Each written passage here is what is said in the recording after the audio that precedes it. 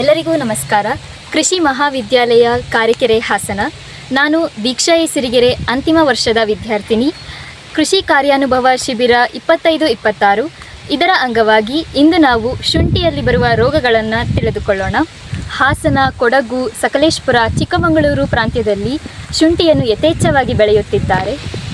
ಇತ್ತೀಚಿನ ದಿನಗಳಲ್ಲಿ ಶುಂಠಿಯ ರೋಗದಲ್ಲಿ ಪೈರಿಕಿಲೇರಿಯಾ ಎಲೆ ಚುಕ್ಕಿ ರೋಗ ಹಾಗೂ ಕೊಳೆ ರೋಗವು ರಾಕ್ಷಸ ರೂಪವನ್ನು ತಾಳಿದೆ. ಮೊದಲಿಗೆ ಪೈರಿಕಿಲೇರಿಯಾ ಚುಕ್ಕಿ ರೋಗ. ಈ ಎಲೆಗಳ ಮೇಲೆ ಚುಕ್ಕಿಗಳು ಬರುತ್ತೆ.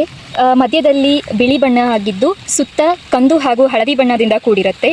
ಹಾಗೂ ಅಲೋಸ್ಟಿಕ್ಟಾ ಎಲೆ ಚುಕ್ಕಿ ರೋಗ ಇರುತ್ತೆ. ಅದು ಹೀಗೆ ಹಿಡಿದು ನೋಡಿದ್ರೆ ಇಲ್ಲಿ ಪೇಪರ್ ಥರ ಕಾಣ್ತಾ ಇರುತ್ತೆ. ಇದೆರಡರ ಮಧ್ಯೆ ವ್ಯತ್ಯಾಸ ಇದು. ಈ ಮಾರಕ ರೋಗದ ನಿವಾರಣೆ ಮಾಡಬೇಕು ಅಂತ ಅಂದರೆ ಮೊದಲಿಗೆ ಬೀಜೋಪಚಾರ ಅತ್ಯಗತ್ಯ. ಮ್ಯಾಂಗೋಜೇಬ್ ಹಾಗೂ ಕಾರ್ಬನ್ ಡೆನ್ಸಿಮ್ನಿಂದ ಬೀಜೋಪಚಾರವನ್ನು ನಡೆಸಬೇಕು. ಬೀಜಗಳನ್ನು 1 ಗಂಟೆಗಳ ಕಾಲ ಮ್ಯಾಂಗೋಜೇಬ್ ಹಾಗೂ ಕಾರ್ಬನ್ ಡೆನ್ಸಿಮ್ ಶಿಲೀಂಧ್ರನಾಶಕಗಳಲ್ಲಿ ನೆನೆ ಹಾಕಿ ಆಮೇಲೆ ಅದನ್ನು ಬಿತ್ತನೆ ಮಾಡಬೇಕು.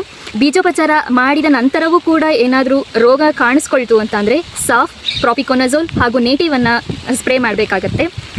ಸಿಂಪಡಿಸಿದ ನಂತರ ರೋಗ ಹತೋಟಿಗೆ ಬಂದಿದೆ ಅಂತ ಹೇಗೆ ತಿಳಿದುಕೊಳ್ಬೇಕು ಅಂತಂದರೆ ಈ ಹೊಸ ಎಲೆಗಳನ್ನು ಹೀಗೆ ಓಪನ್ ಮಾಡಿ ನೋಡಿದಾಗ ಯಾವುದೇ ಚುಕ್ಕಿ ಬಂದಿಲ್ಲ ಅಂತ ಅಂದರೆ ಅದು ಹತೋಟಿ ಆಗಿದೆ ಅಂತ. ಅಕಸ್ಮಾತ್ ಏನಾದರೂ ಚುಕ್ಕಿ ಬಂದಿತ್ತು ಅಥವಾ ರೋಗ ಕಾಣ್ತು ಅಂತ ಅಂದರೆ ನಾವು ನೇಟಿವ್, ಪ್ರಾಪಿಕೊನಜೋಲ್ ಮತ್ತು ಸಾಫನ್ನು ಆಲ್ಟರ್ನೇಟ್ ಆಗಿ ಸಿಂಪಡಿಸಬೇಕಾಗತ್ತೆ. ಎರಡನೆಯದಾಗಿ ಕೊಳೆ ರೋಗ. ಇದು ಶಿಲೀಂಧ್ರದಿಂದ ಬರುತ್ತದೆ. ಇದರ ರೋಗ ಲಕ್ಷಣಗಳು ಏನು ಅಂತ ಅಂದರೆ ಎಲೆಗಳೆಲ್ಲ ಹಳದಿ ಬಣ್ಣಕ್ಕೆ ತಿರುಗಿರುತ್ತೆ ಹಾಗೂ ಗಿಡನ ಎಳೆದ ತಕ್ಷಣ ಈಸಿಯಾಗಿ ಬರುತ್ತೆ. ಕೊಳೆ ರೋಗ ಬಂದಿರುವಂಥ ಗೆಡ್ಡೆನ ನೋಡೋದಾದರೆ ಈ ಗೆಡ್ಡೆ ಎಲ್ಲ ಕೊಳ್ತಿರುತ್ತೆ ಹಾಗೂ ಇಲ್ಲಿ ಪ್ರೆಸ್ ಮಾಡಿ ನೋಡಿದಾಗ ಇಲ್ಲಿ ನಿಮಗೆ ನೀರು ಬರೋದು ಕಾಣುತ್ತೆ. ಈ ರೋಗಕ್ಕೆ ನಿವಾರಣೆ ಕ್ರಮಗಳು ಅಂತ ಅಂದರೆ ರೋಗ ಕಂಡ ತಕ್ಷಣ ಆ ಗಿಡಗಳನ್ನು ಕಿತ್ತು ಹಾಕಬೇಕು. ಮತ್ತು ಈ ಶಿಲೀಂಧ್ರಗಳು ಮಣ್ಣು ಹಾಗೂ ಬೀಜದಿಂದ ಬರೋ ಕಾರಣ ಅದು ನಾವು ಬೀಜೋಪಚಾರವನ್ನು ಮಾಡಬೇಕು. ಮ್ಯಾಂಗೋಜೆಬ್ಬಿಂದ ಬೀಜೋಪಚಾರವನ್ನು ಮಾಡ್ಬೋದು. ತದನಂತರ ಬೆಳೆದಿದ್ದ ಗಿಡಗಳಲ್ಲಿ ರೋಗಗಳನ್ನು ಕಂಡ್ರೆ ಆ ಗಿಡಗಳನ್ನು ಕಿತ್ತು ಹಾಕಿ ಅಲ್ಲಿಗೆ COC ಮತ್ತು ಸುಣ್ಣದ ನೀರಿನಿಂದ ಡ್ರೆಂಚ್ ಮಾಡಬೇಕಾಗತ್ತೆ. ನಂತರ ಪೋಷಕಾಂಶಗಳಾದ ಕ್ಯಾಲ್ಸಿಯಂ, ಬೋರಾನ್, ಮೆಗ್ನೀಷಿಯಂಗಳ ಕೊರತೆಯಿಂದಾಗಿ ಎಲೆಯ ತುದಿಯಲ್ಲಿ ಈ ರೀತಿ ಬಿಳಿ ಬಣ್ಣಕ್ಕೆ ತಿರುಗುತ್ತೆ. ಇದನ್ನು ನಿವಾರಣೆ ಮಾಡಬೇಕು ಅಂದರೆ KVKಯಲ್ಲಿ ಸಿಗುವಂಥ ಜಿಂಜರ್ ಸ್ಪೆಷಲನ್ನು ಸಿಂಪಡಿಸಬೇಕಾಗಿತ್ತೆ. ಹಾಗೂ ಹೆಚ್ಚಿನ ಮಾಹಿತಿಯನ್ನು ನಮ್ಮ ಪ್ರಾಧ್ಯಾಪಕರಾದ ಡಾಕ್ಟರ್ ಮಂಜುನಾಥ್ ರವರು ನೀಡುತ್ತಾರೆ.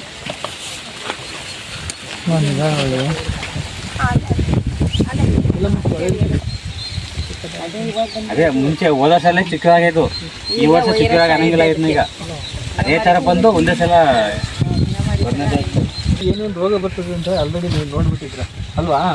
ಮೊದಲೇನಾಗ್ತಾಯಿತ್ತು, ಯಾವಾಗಲೂ ಶುಂಠಿ ಹಾಕಿದ್ರೆ ಕೊಳೆ ರೋಗ ಬರ್ತಾ ಇದೆ. ಒಂದೇ ರೋಗ ಸಿವಿಯರಾಗಿ ಬಂದ್ಬಿಟ್ಟು ಈ ಥರ ಆಗ್ಬಿಟ್ಟು ಸತ್ತೋಗ್ತಾ ಇತ್ತು.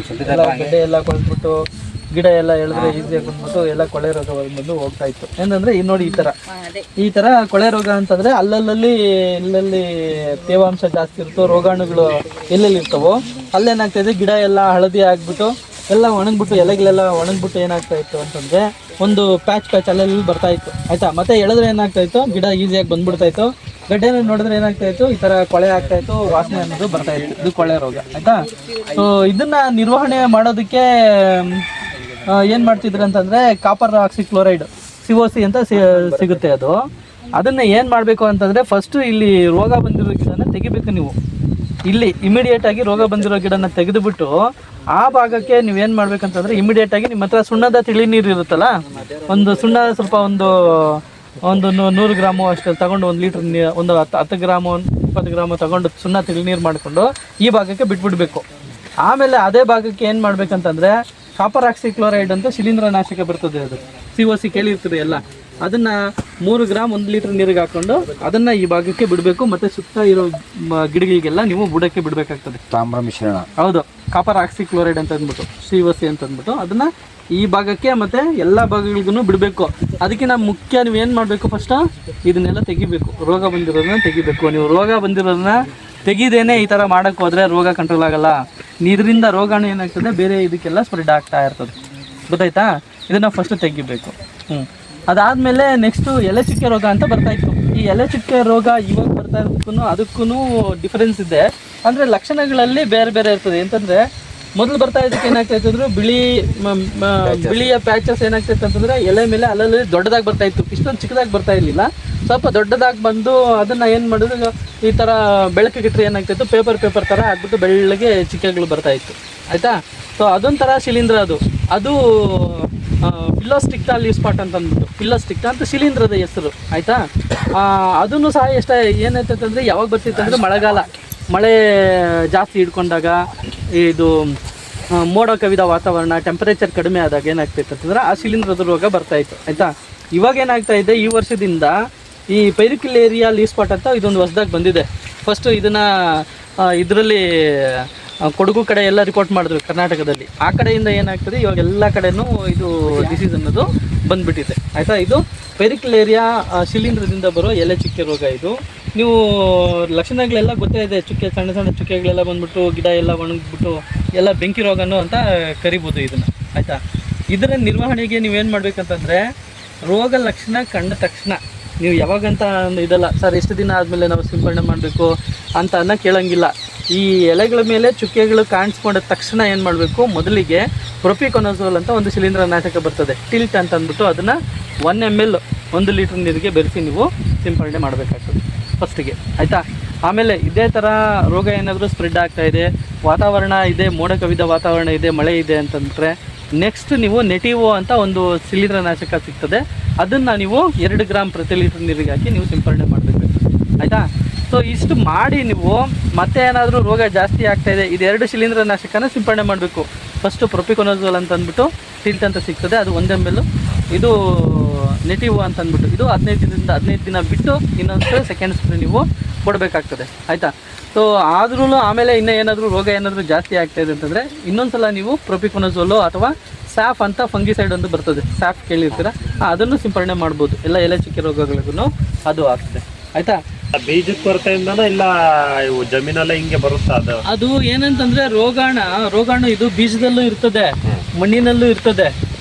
ಏನಂತಂದರೆ ನೀವು ಬೀಜದಿಂದ ನೀವು ಬೀಜ ಪರ್ಚೇಸ್ ಮಾಡ್ತಿರಲ್ಲ, ಅದನ್ನು ಹೋಗಿ ನೀವು ತೋಟ ಎಲ್ಲ ಚೆನ್ನಾಗಿದೆಯಾ ಹೆಲ್ದಿ ಆಗಿದೆಯಾ ಅಂತ ನೋಡ್ಬಿಟ್ಟು ಅಂತ ಪ್ಲೇಸಲ್ಲಿ ಪರ್ಚೇಸ್ ಮಾಡೋ ಟೈಮಲ್ಲಿ ಗಿಡಗಳು ಕಾಣಲ್ಲ, ಕಾಣೋದಿಲ್ಲ. ಅದಕ್ಕೆ ನೀವೇನು ಮಾಡ್ಬೇಕಂದ್ರೆ ಬೀಜೋಪಚಾರ ಚೆನ್ನಾಗಿ ಮಾಡ್ಬೇಕು. ಅದಕ್ಕೆ ಬೀಜೋಪಚಾರ ಒಂದು 15ರಿಂದ 20 ನಿಮಿಷ ಇಟ್ಬಿಟ್ಟು ಆಮೇಲೆ ನೀವು ಬೀಜೋಪಚಾರ ಮಾಡಿ. 15 ನಿಮಿಷ ಇಲ್ಲ ಆ ಥರ ಮಾಡಿದ್ರೆ ಏನಾಗುತ್ತೆ ಅಂತಂದ್ರೆ ಒಂದು ಸೆಕೆಂಡ್ ಬಿಡಲ್ಲ.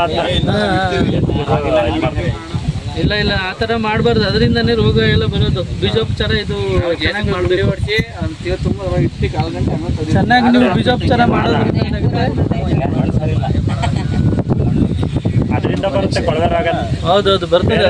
ಇಲ್ಲಿ ಜಮೀನಲ್ಲೂ ಈಗ ಇವರೆಲ್ಲ 2 ಸರಿ 3 ಸರಿ ರಿಪಿಟೇಷನ್ ಮಾಡಿರ್ತಾರೆ. ಮಣ್ಣಿನಲ್ಲೂ ಇರ್ತದೆ. ಮಣ್ಣಿನಲ್ಲಿ ರೋಗಾಣು ಏನಿರ್ತದೆ ಅವಾಗಲೇ ಹೇಳಿದ್ನಲ್ಲ, ಸುಮಾರು ಒಂದು 10 ವರ್ಷಗಳ ತನಕ ಮಣ್ಣಿನಲ್ಲೇ ಇರ್ತದೆ ರೋಗಾಣು. ಅದು 10 ವರ್ಷ ಇರ್ತದೆ. ಅದಕ್ಕೆ ನಾವೇನು ಹೇಳೋದು, ಗೊಬ್ಬರ ಜೊತೆ ಮಾಡ್ತಾರೆ 3 ವರ್ಷ ಬಿಡ್ತಾರೆ ಬ್ಯಾಚ, 4 ವರ್ಷಕ್ಕೆ ಅದಕ್ಕೆ ಹಾಕ್ತಾರೆ. ರೋಗಾಣು ಇದ್ದೇ ಇರ್ತದೆ ಮಣ್ಣಿನಲ್ಲಿ. ಅದಕ್ಕೆ ನಾವು ಹೇಳೋದು ಟ್ರೈಕೋಡರ್ಮ ಹಾಕಿ, ತಿಪ್ಪೆ ಗೊಬ್ಬರ ಜೊತೆ ಟ್ರೈಕೋಡರ್ಮ ಹಾಕಿ ವರ್ಷ ಅಂತ ಹೇಳೋದು. ಅವಾಗ ರೋಗಾಣುಗಳ ಸಂಖ್ಯೆ ಅನ್ನೋದು ಕಡಿಮೆ ಆಗ್ತಾ ಇರ್ತದೆ. ಅದನ್ನ ತಿಪ್ಪೆಗೂ ಮಿಕ್ಸ್ ಮಾಡ್ಕೋಬಹುದು, ಇಲ್ಲ ನೀವು ಚೆಲ್ತೀರಲ್ವಾ, ಮಿಕ್ಸ್ ಮಾಡ್ಕೊಂಡು ಚೆಲ್ಬಿಡಿ.